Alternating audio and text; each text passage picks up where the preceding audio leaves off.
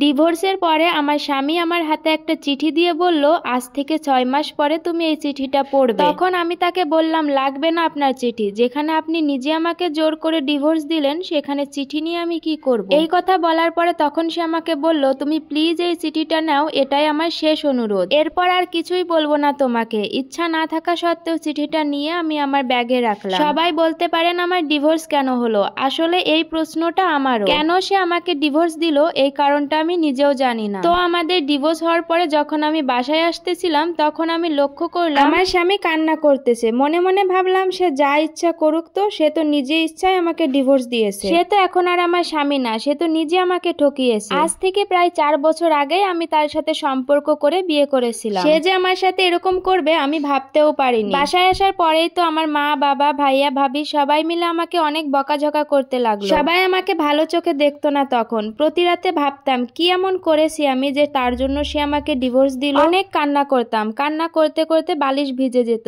কখন যে নিজের অজান্তে ঘুমিয়ে যেতাম, আবার কখন যে কাঁদতে কাঁদতে ভোর হয়ে যেত সেটাই বুঝতে পারতাম না। এরই মাঝে আমাদের বিবাহ বিচ্ছেদের 1 বছর হয়ে গেল। হঠাৎ করে মনে পড়লো আমার স্বামী তো আমাকে একটা চিঠি দিয়েছিল, দিয়ে বলেছিল এটা 6 মাস পরে পড়তে। মুহূর্তে আমি যে ব্যাগে চিঠিটা রেখেছিলাম চিঠিটা বের করে পড়তে শুরু করলাম। চিঠিতে লেখা ছিল, প্রিয় মারিয়া, আমাকে ক্ষমা করে দিও তোমাকে ডিভোর্স দেওয়ার জন্য। খুব ইচ্ছা ছিল তোমাকে নিয়ে একটা শখের সংসার করব, কিন্তু সেটা আর হলো না। জানো মারিয়া, স্বপ্নটা না আমার স্বপ্নই রয়ে গেল। তুমি না জানতে চেয়েছিলে কেন আমি তোমাকে ডিভোর্স দিলাম? শোনো তাহলে, আমার ব্লাড ক্যান্সার ধরা পড়েছিল। ডাক্তার আমাকে বলেছিল আমি সর্বোচ্চ 4 মাস বাঁচবো, এরপর হয়তো দুনিয়াতে আমি আর থাকতেই পারবো না। কথাটা শোনার পরে কি করব বুঝতে পারছিলাম না। ভাবলাম এই কথাটা যদি তুমি শোনো তাহলে হয়তো আমার থেকে বেশি কষ্ট তুমি পাবে। আমি চাইনি তোমাকে কষ্ট দিতে, কারণ এই পৃথিবীতে তুমিই সেই একমাত্র ব্যক্তি যে কিনা আমাকে সবচাইতে বেশি ভালোবাসো। সামান্য একটু অসুস্থ হলেই তুমি দিনের পর দিন কান্না করো, একটু জ্বর হলেই তুমি কত রাত না ঘুমিয়ে আমার জন্য পার করেছো। আর আমি যদি আমার এই অসুস্থতার কথা তোমাকে বলি তাহলে তো তোমার জীবন অর্ধেকটা শেষ হয়ে যাবে। আমি চাইনি তোমাকে কষ্ট দিতে, তাই এই কারণেই ইচ্ছাকৃতভাবে আমি তোমাকে ডিভোর্স দিয়েছি, যেন তুমি আমাকে অনেক বেশি ঘৃণা করো, অনেক অনেক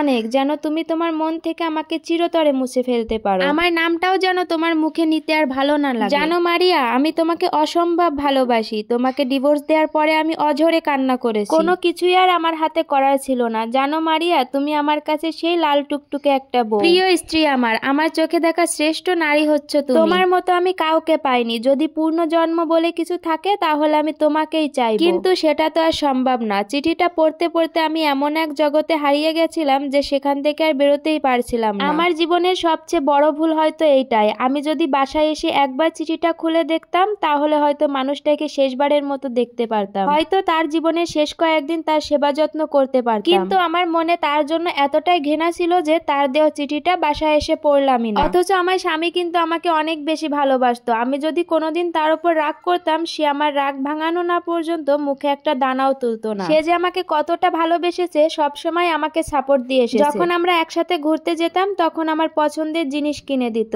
অথচ সেই মানুষটাকে আমি একটুও বুঝতে পারলাম না। আজও আমি তার জন্য বিয়ে করিনি, আমার কোনো ছেলে মেয়ে নেই। ভাবতেছি পরের জীবনটা আমি কিভাবে কাটাবো। একটা মেয়ে ডিভোর্সের পর কখনোই তাকে কেউ বসিয়ে খাওয়ায় না। আমার ফ্যামিলি থেকে পাত্র দেখতেছে, মাঝে মধ্যে ঘটক আসে, অনেক সুন্দর সুন্দর ছবিও দেখায়। সবাই বলছে ছেলেটা ভালো, বিয়ে করে নাও। কিন্তু যখনই আমার স্বামীর কথা আমার মনে পড়ে তখন যেন আমার পুরো দুনিয়াটাই এলোমেলো হয়ে যায়, চারিপাশ অন্ধকার হয়ে আসে। কিভাবে তার আমি এত এত স্মৃতি ভুলে থাকবো। আমার স্বামী আমাকে কত ভালোবাসতো, আমি যদি এখন অন্য কারোর কাছে যাই সেও কি আমাকে এতটা ভালোবাসতে পারবে? এই স্টোরিটা একটা আপুর লাইফ থেকে নেওয়া।